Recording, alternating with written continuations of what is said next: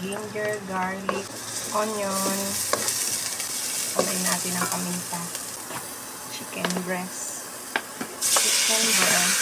Lagay tayo ng turmeric powder.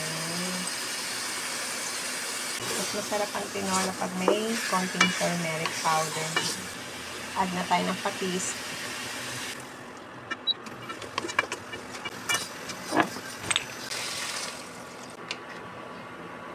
Sayotes. Lagay din tayo ng peppercorn kahit naglagay na tayo ng dahon ng sili. Dahon. Okay. Timpla doon. Sakto lang yung patis na nilagay natin.